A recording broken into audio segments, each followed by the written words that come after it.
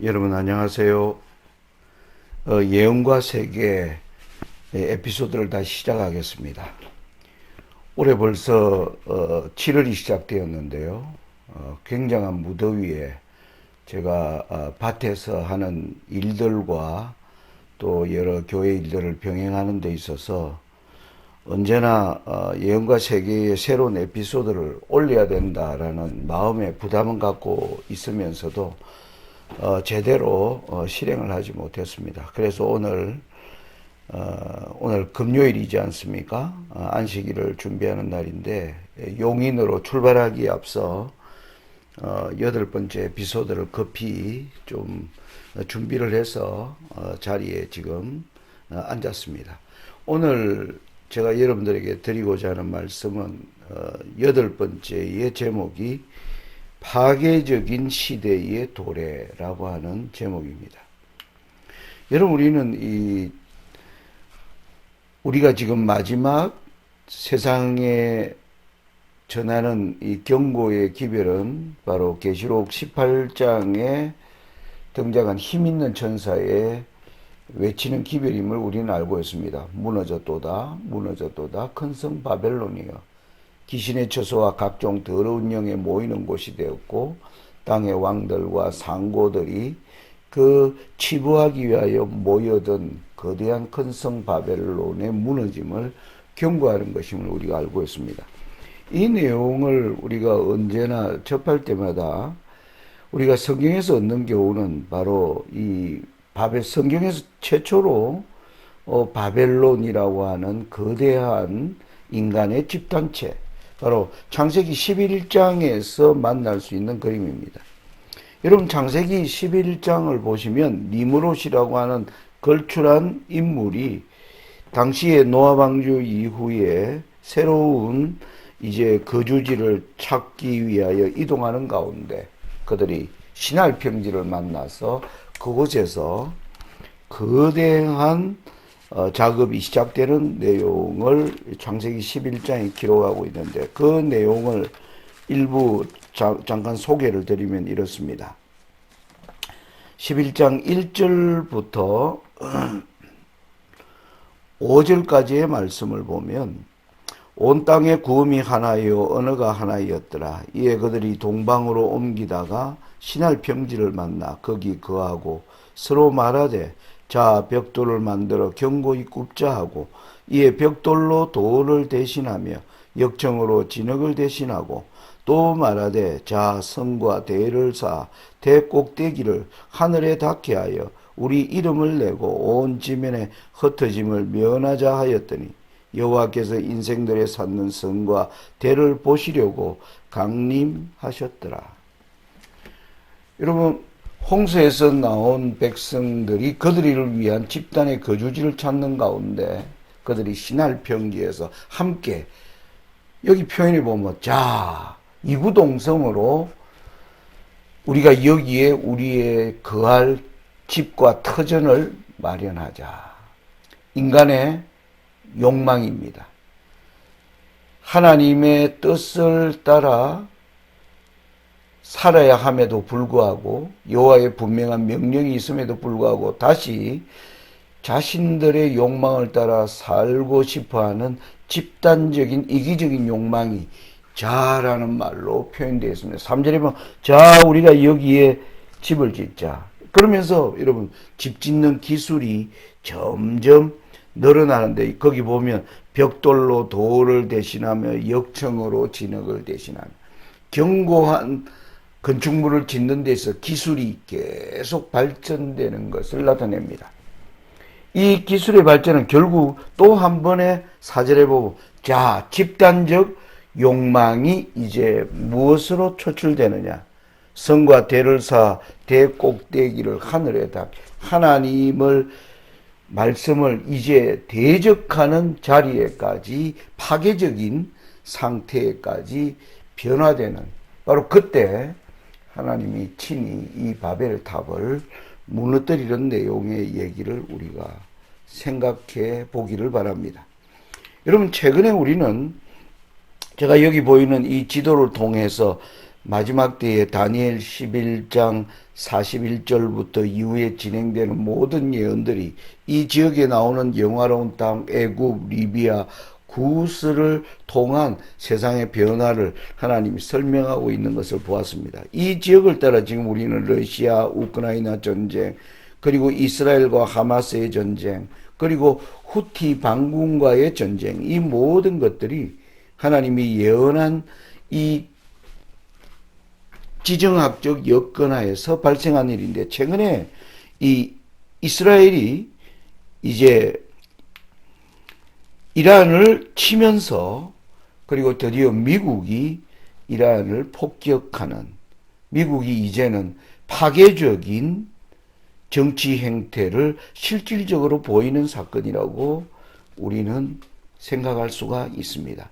지금까지 미국은 어떠한 나라를 스스로 침공해야 되는 일이 생길 때, 여러분 예를 들면 9.11 테러가 났을 때 이 조지 부시 대통령이 이라크와 아프가니스탄을 침공할 때만 하더라도 유엔 안보 이사회를 소집하고, 그리고 다국적군을 만들어서 이제 전 세계 협조하에 어떤 침공을 하는 것을 우리는 보았는데, 이번에 미국의 이란 공습은 유엔도 모든 다국적군의 호소 없이 오로지 미국의 파괴적인 힘을 보여주는 그러한 형태, 이제 정치의 파괴적인 힘으로의 정치의 시대를 우리가 맞이했다는 것을 보여주고, 이 미국의 압도적인 힘 아래 온 이스라엘이 조용히 침묵하는 장면을 우리는 충격적으로 보고 있습니다. 자, 거기에다가 지난 5월 달에 제가 말씀드렸죠. 미국에 드디어 이 암호화폐 시대를 본격적으로 여는 지니어스 액트가 이제 실질적으로 상원을 통과하고 이제 미국의 이제 정식 법으로 채택될 것이 예상되자, 여러분 스테이블 코인 시장의 가격이 급격하게 오르면서 수많은 사람들이 코인에 뛰어드는 시대가 열리고 있습니다. 이 코인의 시대가 얼마나 획기적이냐면, 하나의 여러분 해외 송금에서 보면, 지금까지 우리는 기존, 여러분 우리가 해외 송금을 하려면 우리나라 돈은 기축통화도 아니고 일본 엔화처럼 중기축통화도 아니고 우리는 그냥 일반 통화입니다. 그래서 우리는 송금을 하려면 한국 돈을 가지고 가서, 그리고 이제 송금에 받을 그 은행에 보내기 위하여 이제 내가 은행에 가서 그 돈을 달러로 환전하여, 그리고 받을 사람의 은행에 보내면 며칠이 지나면 수취인의 계좌에 돈이 꽂히는, 여기에는 시간도 많이 소요되고, 그리고 뭐 하는 겁니까? 원화를 달러로 바꾸는데 또 발생하는 여러 수수료와 같은 비용이 발생하는데, 여러분 스테이블 코인은 여러분의 이 스마트폰이 지갑입니다. 이 스마트폰에 코인을 넣어두면 그 상대방의 스마트폰으로 그냥 보내는데, 이게 그냥 단기간에, 그리고 수수료도 거의 없이 얼마나 간편한 것인가. 그리고 또 이것을 국가의 어떤 뭡니까? 허가를 받는 외환관리법에 허가받지 않고 그냥 할 수 있는 이런 행위로 말미암아 이 스테이블 코인이 주는 편리성과 장점 때문에 온 지금 세계가 지금 극심한 혼란에 빠지고 있습니다. 미국이 이 지니어스 법안을 통과시키자 이제 이 여러 나라들이 스스로 이제 암호화폐 시대를 규제하는 이러한 법을 만드는 데 있어서 발빠르게 하고 있지만, 대부분의 나라는 이 법에 대한 규제와 또 이 법을 어떻게 집행할 것인지에 대한 기초적 뭐라 그럴까요? 사회적 규범이 마련되어 있지 않는 가운데 지금 스테이블 코인 시장은 엄청나게 커져가고 있어요. 엄청나게 커져가고 있다는 사람, 이 말은 수많은 사람들이 이 코인을 사고 거래하기 시작했다. 정부는 거기에 대하여 전혀 대처하지 못하고 있는 상황을 보여줍니다. 그리고 우리나라 최근에 한국은행 바로 이창용 총재가 우리나라도 이제 원화 기반의 CBDC 정부가 발행하는 여기 이 CBDC는 이 중앙정부가 발행하는 이 시대를 열겠다라고 하면서 3개월 동안의 시험 기간을 거치는 4월 1일부터 6월 30일까지 이 시험 기간을 거쳤습니다. 이 이후에 본격적인 이제 CBDC 시대를 열겠다 해놓고는 이제 뭔 겁니까? 7월 달에 들어서 이 계획을 잠정 중단시킨다고 얘기했습니다. 그 말은 뭐냐면 CBDC를 하기가 어렵다는 것입니다. 저는 이 암호화폐 시대를 오면서 오늘날 여러분 유튜브 상에 보면 우리 재림교회 가운데 마지막 기별을 전한다고 하는 이런 사람들이 여러분 CBDC 시대가 와서 여러분의 돈을 이제 국가가 통제하고 여러분의 돈을 사용할 수 없는 계시록 13장에 매매를 금지하는 일이 CBDC를 통해서 실현될 것이라는 그 시대가 왔다라고 이렇게 외치는 사람들이 많습니다. 저는 일관되게 그런 시대는 오지 않는다라고 말씀을 드려왔습니다. 정말 CBDC를 한국은행이 이것을 실시하려고 하다가 지금 중단해 있는 상태입니다. 여기에는 많은 문제가 있습니다. 그것을 앞으로 오늘 여기서 이 문제를 다루려고 하는 것은 아니고요. 앞으로 이 문제를 하나하나 차근차근 여러분들과 짚어 나가도록 하겠습니다.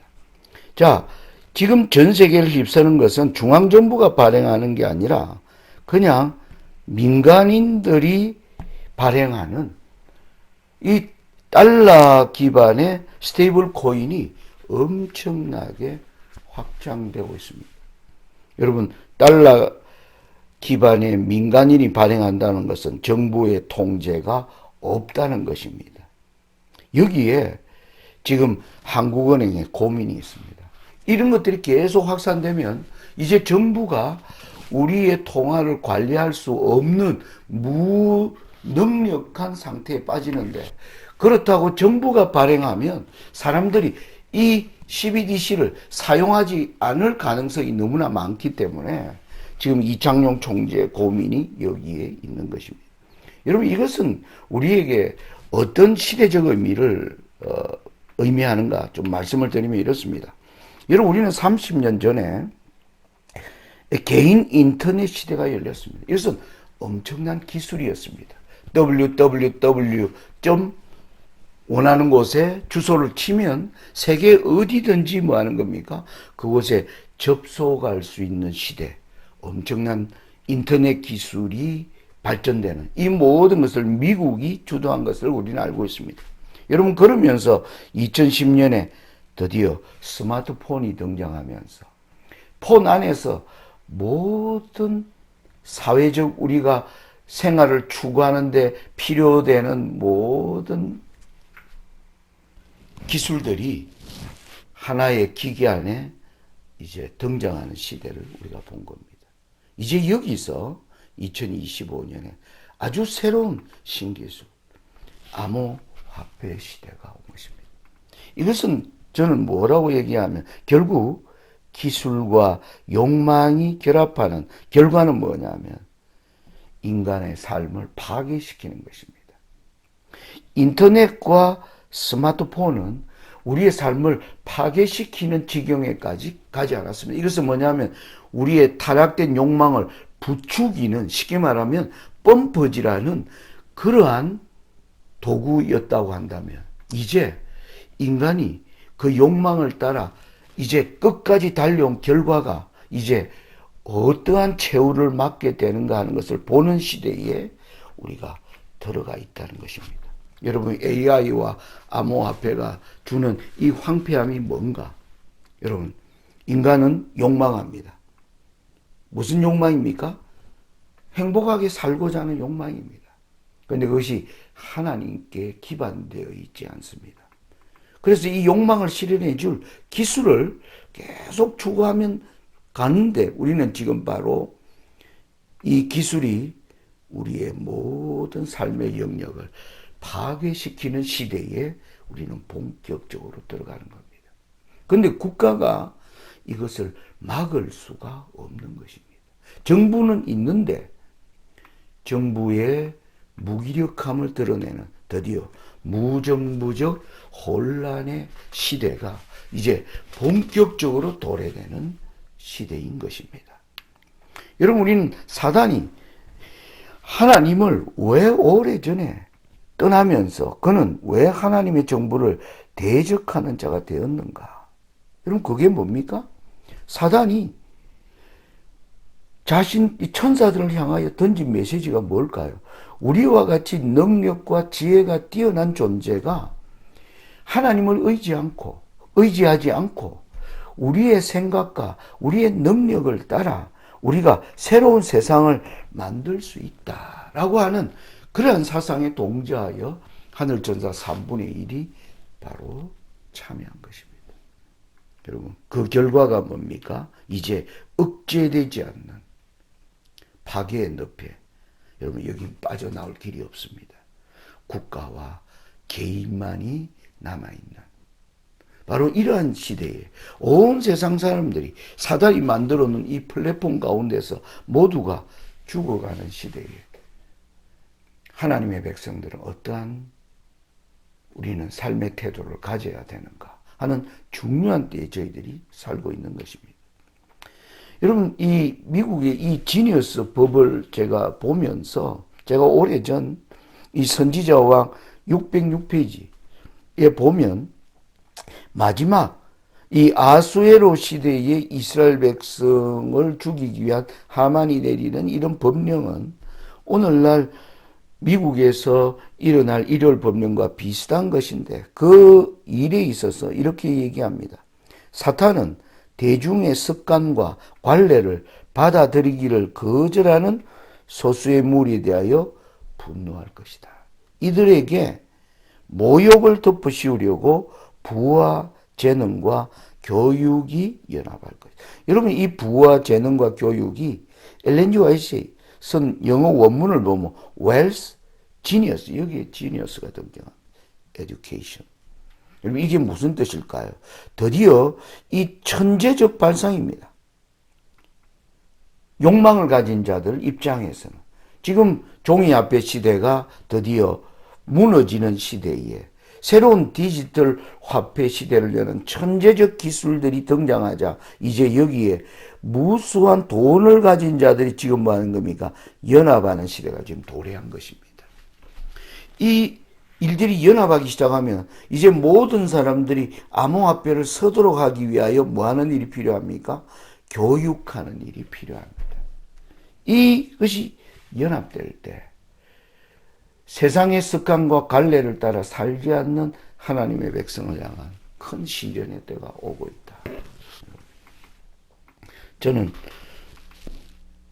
2025년 이제 하반기가 시작되었는데 우리는 거대한 파괴, 여기에서 하나님의 백성들에게는 극심한 시련의 때가 본격적으로 이제 시작되는 것을 알리는 신호탄이다라고 말씀드립니다. 여러분, 디모데후서 4장 1절과 5절의 말씀을 읽습니다. 하나님 앞과 산 자와 죽은 자를 심판하실 그리스도 예수 앞에서 그의 나타나실 것과 그의 나라를 두고 엄히 명하노니 너는 말씀을 전파하라. 때를 얻든지 못 얻든지 항상 힘쓰라. 범사의 오래 참음과 가르침으로 경책하며 경계하며 권하라. 때가 이르리니 사람이 바른 교훈을 받지 아니하며 기가 가려워서 자기의 사욕을 좇을 스승을 많이 두고 또 그 길을 진리에서 돌이켜 허탄한 이야기를 쫓으리라. 그러나 너는 모든 일에 근신하여 고난을 받으며 전도인의 일을 가며 너 직무를 다하라. 이 마지막 때를 살아가는 저와 여러분에게 어떠한 과제, 우리에게 어떠한 도전이 놓여 있는지를 알려주는 중요한 성경 말씀입니다. 저는 오늘 에피소드를 마치기 전에 한 가지 광고를 드리려고 합니다. 저는 지금 우리의 시대에 이러한 변화를 위하여 함께 예언을 연구하고 그 예언을 통하여 토론하고 그리고 기도하는 이러한 모임을 지난 6월 달에 한번 시작을 해 보았습니다. 그래서 이제 이것을 앞으로 정기적으로 좀 하려고 하는데, 이번 정기적인 첫 모임을 2025년 8월 3일입니다. 다음 달 일요일 아침 10시부터 오후 4시까지, 그때 우리는 오늘 이 세상에 일어난 임박한 음료의 심판과, 그리고 이 앞에서 교회는 어떠한 도전과 과제를 가지고 있는가, 그리고 우리에게 다가온 암호화폐 시대의 도래에서 성도들은 어떠한 삶을 살아야 되는가, 이러한 내용으로 함께 말씀을 연구하고 토론하며 기도하는 모임을 이제 시작하는데, 제가 주 강사가 되고요. 우리 또 강원도 홍천에 살고 계신 주정구 장로님과, 그리고 당일에 오시는 목사님과 평신도 중에 좀 말씀을 전하려고 하는 분들에게 시간을 좀 배정해 드리려고 합니다. 장소는 제가 지금 나가고 있는 이 남사교회입니다. 여기 주소가 있고요. 여기에 안내 말씀드리면 이 주차장이 큽니다. 그래서 얼마든지 차량 주차를 할 수 있고요. 그리고 주차비를 내지 않으려면 우리 교회에 올라오셔서 차량 등록을 하시면 이 주차 비용은 면제됩니다. 그리고 이 사이에 점심시간이 있는데, 우리가 과도하게 식사 자체를 하는 그러한 번거로움을 피하기 위해서 교회가 떡과 두유, 과일로 간편식으로 먹고 우리가 말씀과 기도에 더욱 열중하려고 합니다. 그래서 이 일을 위해서는 또 거기에 에어컨과 냉난방 시설도 다 가동해야 되기 때문에 여기에는 기초적인 경비가 필요합니다. 그래서 참가하는 분에 우리가 10,000원의 이 참가비를 여러분들에게 호소드리려고 합니다. 여러분, 용인 주변에 살고 계시는 우리 밤중소리 TV를 애용하시는 분들은 한번 이번 기회에 우리 남사교회를 방문해 보시고, 또 이러한 말씀과 기도 모임에 함께하는, 그래서 우리가 이제 얼굴과 얼굴을 보면서 또 이야기하고 질문하는 그러한 자리를 마련하고자 하니 여러분들의 많은 관심과 또 기도와 참여를 부탁드립니다. 감사합니다.